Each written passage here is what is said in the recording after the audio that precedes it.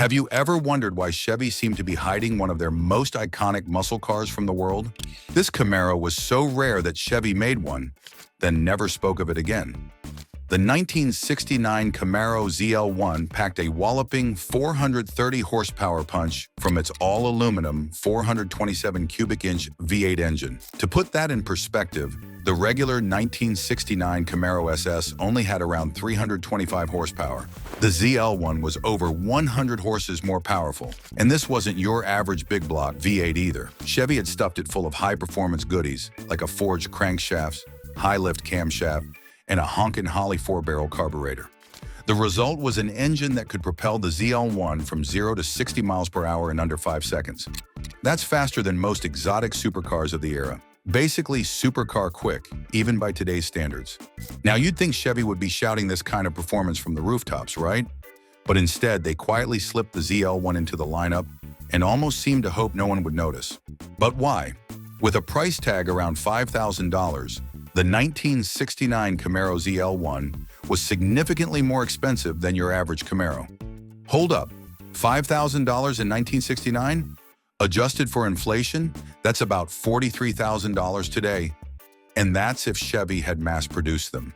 But since only a tiny handful were made, the few survivors today fetch anywhere from $1 million to even $1.5 million at auctions. A rare gem doesn't even begin to cover it. In fact, during its time, the ZL1 cost almost $2,000 more than the already pricey Camaro SS. To put that into perspective, you could almost buy a brand new family sedan for the difference. So why on earth would anyone shell out that kind of cash for a Camaro?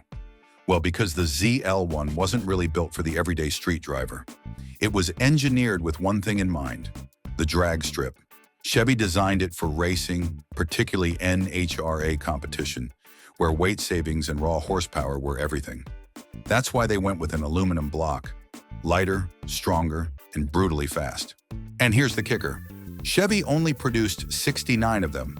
That's it, 69 cars in total. This wasn't an accident either. Chevrolet's central office production order COPO system allowed dealers to special order cars outside the normal lineup. The ZL1 existed only because a few high-performance dealers pushed Chevy to make it happen. In other words, the ZL1 wasn't meant for the masses. It was a backdoor project for serious racers. Of course, this also explains why Chevy never promoted it heavily. The car wasn't profitable. In fact, Chevy is believed to have actually lost money on every ZL1 sold because the engine alone cost nearly $4,000 to produce, almost the price of an entire Camaro SS. So while the ZL1 was like an American supercar hiding in plain sight, Chevy couldn't risk making it mainstream. Not only would the cost have scared off buyers, but it also would have made the rest of the Camaro lineup look underwhelming. The SS, with its 325 horsepower, suddenly seemed like a tame grocery getter compared to the ZL1's fire-breathing 427. Think of it like this. Imagine Chevy rolled out a base model Corvette today, but then secretly built a version with a 1,000 horsepower Z06 engine, sold only to select dealers, and never really advertised it. That's basically what happened with the ZL1 in 1969. Chevy had to walk a tightrope. On one hand, the ZL1 was proof they could build something that could hang with or even beat the world's best. On the other hand, they risked cannibalizing their own lineup. After all, who'd want the normal Camaro when this monster existed? And yet that decision to keep the ZL1 under wraps is exactly what made it legendary. Because of its rarity, racing pedigree, and sheer performance, the ZL1 is one of the most valuable muscle cars on the planet today. Collectors would sell their souls to get their hands on one. But here's where it gets even better. The ZL1 wasn't just a street legend, it made a name for itself on the drag strip. In NHRA Superstock, the ZL1 Camaros were capable of running quarter miles in the 11-second range right out of the box. With a little tuning and slicks, some drivers even dipped into the 10s, which was mind-blowing for the late 60s. That kind of performance meant the ZL1 could go toe-to-toe with Mopar's legendary Hemi Cudas and Dodge Darts, and even take swings at Ford's Boss 429 Mustang. Chevy didn't just build a fast Camaro, they built a car that could compete at the very top of muscle car racing. Out of the 69 built, not all survived, and the few that do are treated like crown jewels in the collector world.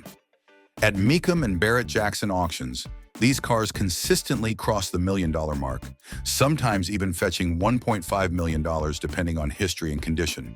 For context, that puts them in the same league as Ferrari Daytonas and rare Lamborghinis of the same era. Another factor that fuels the legend? Owner stories. Some early buyers didn't even realize what they had. Imagine being the guy who bought a ZL1 in '69, struggled to sell it because of the high price, and then years later finds out it's worth over $1 million. Stories like that make the ZL1 more than just a car. It's a time capsule of missed opportunities and what-ifs. So when you ask, why did Chevy hide the ZL1? The answer comes down to money, marketing, and fear of overshadowing their own bread-and-butter models. It wasn't that Chevy didn't believe in the car. They knew exactly how special it was.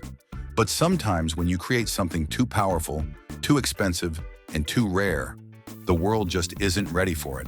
And maybe that's what makes the 1969 Camaro ZL1 so fascinating. It wasn't built for everyone. It was built for the chosen few who knew exactly what it was capable of. What do you think? Did Chevy make the right call hiding the ZL1? Or should they have gone all in and unleashed it on the world? Drop your thoughts in the comments. And don't forget to subscribe for more muscle car history.